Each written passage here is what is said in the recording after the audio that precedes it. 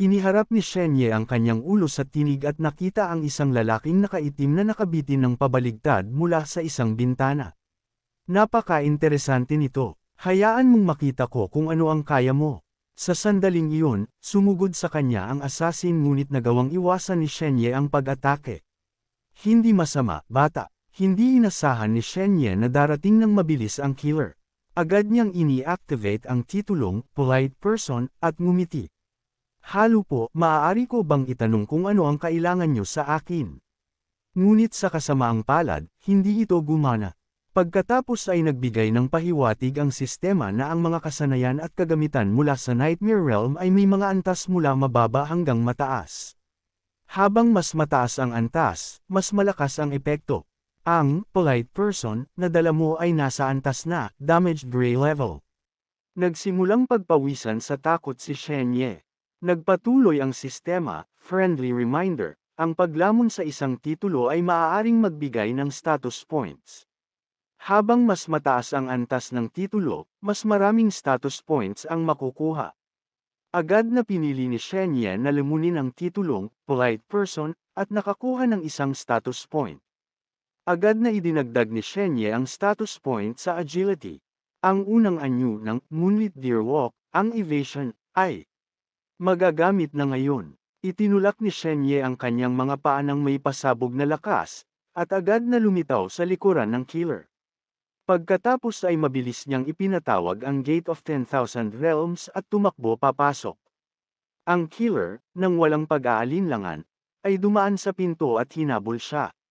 Ngunit ang tanawin sa kanyang harapan ay nag-iwan sa kanya na tulala. At sa sandaling iyon, lumitaw si Shenye sa likuran ng killer. Fallen, Mr. Killer, sana ay mag-enjoy ka. Pagkatapos ay direkta niyang isinara ang pinto.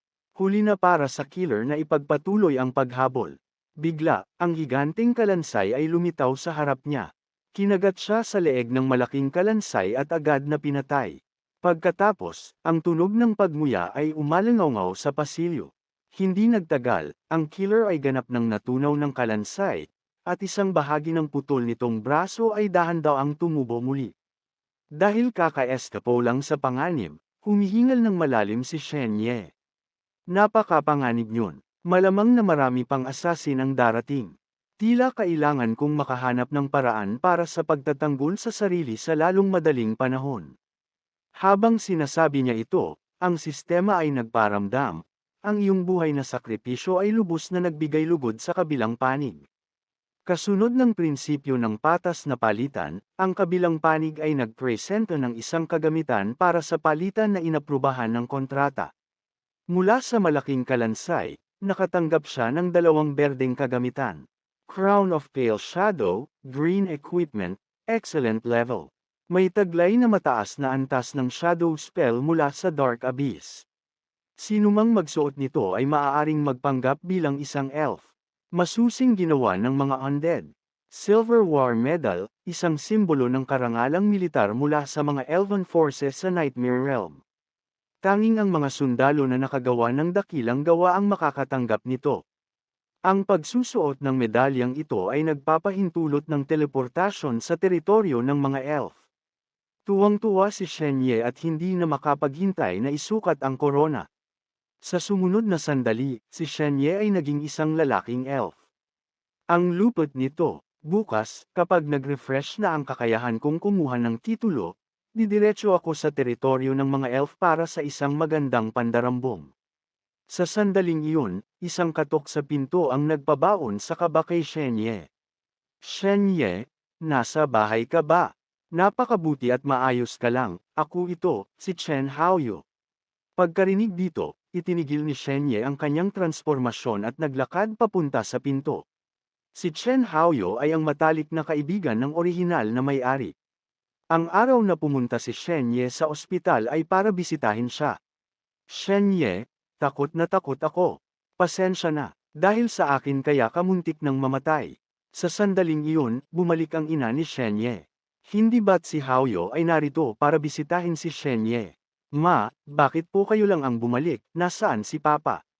Ang papa mo ay nagpunta sa iyong lolo para tingnan kung matutulungan siyang makakuha ng ilang super tonics. Ang mga bagay na iyon ay napakabihira. Kahit ang mayayaman ay baka hindi makakuha nyon. Shenye, may seryosong koneksyon pala ang pamilya nyo.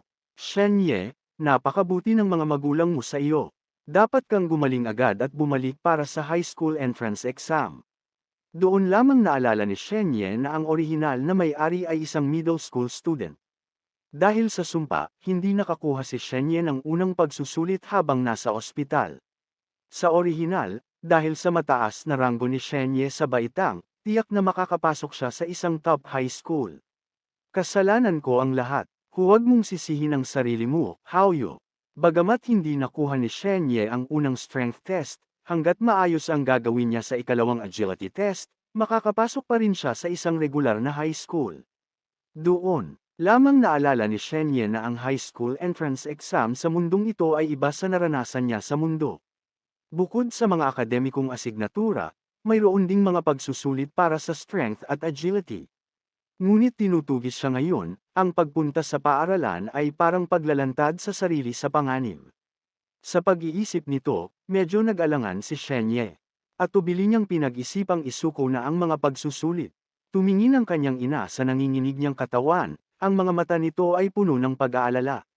Binuksan niya ang kanyang mga bisig at niyakap ng mahigpit si Shenye. Kung hindi mo gustong kumuha ng pagsusulit, ayos lang din iyon. Gusto lang namin na maging malusog ka at ligtas. Ito ay isang init na hindi niya kailanman naramdaman bilang isang ulila sa kanyang nakaraang buhay. Huwag kang mag-alala Maria, alam niyo naman ang lakas ko, di ba? Papasok ako sa paaralan bukas para lumahok sa mga intensive review session. Alam ni Shenye na kung sasabihin niyang gusto niyang isuko ang pagsusulit, madaling papayag ang kanyang ina. Ngunit hindi niya kayang gawin iyon. Bumauhaw ang mga alaala ni Shenye sa kanyang isipan. Ang kanyang lolo at ang pamilyang kinabibilangan nito ay may malaking impluensya, ngunit ang kanyang mga magulang ay may napakasamang relasyon sa kanyang lolo at sa pamilya. Bagamat katamtaman lamang ang kanilang pinansyal na sitwasyon, ang kanyang mga magulang ay hindi kailanman humingi ng tulong sa kanyang lolo. Namuhay sila sa sarili nilang pagsisikap at ito ay maayos naman. Kaya tiyak na hindi nila kayang bayaran ng mamahaling super tonics. Malamang na nagmakaawa sila sa kanyang lolo para doon. Ngunit ang anak nilang si Shenye ay patay na. Mula ngayon, ako na ang kanilang anak. Hindi ko hahayaang masayang ang kanilang mga pagsisikap. Nang sumunod na araw, maagang dumating si Shenye sa paaralan. Ang mga asignatura sa mundong ito ay talagang iba, na may mga klase tulad ng body mechanics, psychic energy, at strength training. Dahil sa dami ng tao sa paaralan, malamang na hindi kikilos ang killer sa publiko. Kung makakapasok ako sa isang magandang high school, dapat ay may mas malalakas na guro roon para protektahan ako. Shenye, ang school beauty na si Zhao Yibing ay hinahanap ka. Naghihintay siya sa iyo sa hallway. Naalala siya ni Shenye bilang isang kaibigan ng orihinal na Shenye na laging nangungulit sa kanya araw-araw para talakayin ang pag-aaral. Zhao Yibing, hinahanap mo raw ako. Nabalitaan kong bumalik ka para maghanda sa pagsusulit. Maayos ang naging resulta ko sa unang pagsusulit at kampante ako sa mga susunod. Dapat ay makapasok ako sa isang provincial elite high school. Ngumiti si Shenye at binati siya sa kanyang magandang performance. Ang ibig kong sabihin ay hindi muna ako dapat hanapin pa. May drama rito. Tara, itatapon na ng school beauty si Shenye. Ang ibig kong sabihin ay may kanikanya tayong landas na tatahakin sa hinaharap. Sa madaling panahon ay mawawalan tayo ng pagkakatulad dahil sa ating magkaibang social classes. Binura ko na ang iyong contact information. Sana ay magkaroon ka ng magandang buhay sa hinaharap. Nawalan ng imik si Shenye, iniisip, baliw ba ang babaeng ito? Ang pagtrato na ito ay sobra-sora para sa pagliban sa isang pagsusulit. Sa pagkakatanda ko, ikaw ang laging pumupunta sa klase namin para hanapin ako sa lahat ng taong ito. Hindi kita kailanman aktibong hinanap, di ba? Hindi kailanman ninais ni Zhao Yibing na makipagkaibigan sa iyo. Ang mga salita ni Shenye ay nagdulot ng kaguluhan sa mga nakatingin. Ganyan ka ba makipag-usap sa kanya? Binigyan ka ni Yibing ng napakaraming regalo. Nakakadismaya ka. Akala ko magkaibigan tayo. Naisip ni Shenye sa kanyang sarili, mukhang determinado siyang pahiyain pa ako. Pagkatapos ay sinabi niya ng malakas, Zhao Yibing, tinanggap ko ang iyong mga regalo. Ngunit ang pagtanggap ng mga regalo ay hindi nangangahulugang kailangan kitang tanggapin. Wala na akong sasabihin pa sa iyo. Kung gusto mong bawiin ang iyong mga regalo, babayaran kita para sa mga ito. Pero huwag mo nang isiping maging magkaibigan pa tayo. Shen Ye, napakasama mong tao. Maging ang mga nakapaligid na estudyante ay nagsimula na ring kondenahin si Shen Ye. Nagkamali ang plano ni Zhao Yibing. Dapat ay siya ang magtatapon kay Shen Ye, hindi ang kabaligtaran. Sa sandaling iyon, isang malaking katawan ang hamarang sa daan ni Shen Ye. Hindi ka pa hinahayaan ni Yibing na umalis, hindi ba't ito ang estudyanteng si Sun Ming, pangatlo sa baitang? Magsisimula na ang klase, tumabi ka at huwag hamarang sa daan. Shen Ye, ilang araw kang wala sa paaralan kaya luma na ang impormasyon mo. Ang lakas ko ay lubos na tumaas. Hindi ka na number 1 sa baitang. Kung ayaw mo ng ilang sirang buto, humingi ka agad ng tawad kay Yibing. Estudyante Sun, nagkakamali ka. Si Zhao Yibing ang tumawag sa akin dito, pero sige, hihingi ako ng tawad. Zhao Yibing, pasensya na, nanalo ka. Maaari mo na akong patuloy na kulitin. Masaya ka na ba ngayon? Pagkatapos ay nagkunwari siyang labis na nasasaktan at tumakbong umiiyak. Diyos ko, umiiyak talaga si Shen Ye. Sobra siyang nasasaktan. Sandali, hindi ko sinasadyang pilitin ka. Huwag kang makinig kay Sun Ming. Ngunit agad niyang pinagsisihan ang kanyang mga salita sa loob niya. Ano bang sinasabi ko? Bakit ko sasabihing hindi ko sinasadyang pilitin siya? Ang tandang si Sun Ming na iyon ay nawala ako sa sarili. Gago ka, tuturuan kita ng leksyon. Habang ang kamao ni Sun Ming ay malapit nang tumama kay Shen Ye, sa hindi inaasahan, tumalon si Shen Ye sa hangin. At sa harap ng nagulat na tingin ng lahat, sinipa niya ang ulo ni Sun Ming at matatag na lumapag gamit ang isang graceful backflip. Nang makita ito, naghiyawan ang mga estudyante sa ipinakita ni Shen Ye. Ini-activate ni Shen Ye ang kanyang elven skill na Moonlit Deer Walk. Bakit kayo nagtitipon dito? Malapit nang magsimula ang mock exam. Bilasan niyo at magtipon sa field. Sa sumunod na segundo, nagkanya-kanya na ng takbo ang lahat. Sinasabi ko sa iyo, Shen Ye, maghintay ka lang. Hindi pa ito tapos. Pagkatapos, ang lahat ay nagpunta sa field. Nahanap ni Chen Haoyu si Shen Ye na nagwa-warm up. Shen Ye, ang daming tao sa pila. Matatagalan bago tayo tawagin. May nagbukas na comic bookstore sa likod ng paaralan. Bakit hindi natin tingnan sandali at pagkatapos ay bumalik tayo? Ang mungkahi ni Chen Haoyu ay nagpaalala kay Shen Ye na hindi pa niya nakukuha ang kanyang titulo para sa araw na iyon. Maaari niyang gamitin ang oras na ito para makuha ito. Parang ayaw ko muna. Pwede bang itabi mo ako ng pwesto? Sobrang sakit ng tiyan ko ngayon. Pagkatapos ay nagmamadali siyang pumunta sa banyo, hindi alam na may isang taong sumusunod sa kanya. Sinundan siya nito sa loob habang hawak ang isang ballpoint pen na may nakamamatay na tingin sa mga mata nito. Ngunit sa sumunod na sandali ay natahimik ito. Nasaan siya? Sa sandaling iyon, si Shen Ye ay nag-transform bilang isang elf at pumasok sa Gate of 10,000 Realms. Katakataka na wala roon ang mas malaking kalansay. Pagkatapos ay nahanap niya ang handgun ng assassin, na isang magandang bagay na mayroon para sa pagtatanggol sa sarili sa teritoryo ng mga elf. Kahit hindi pa siya kailanman nakakahawak ng baril, nang handa na siya, kinuha niya ang Silver War Medal. Gayunpaman, isang segundo bago siya ma-teleport, ang misteryosong tinig ay muling nakiusap sa kanya. Wala na talaga akong lakas para gumawa pa ng higit para sa iyo.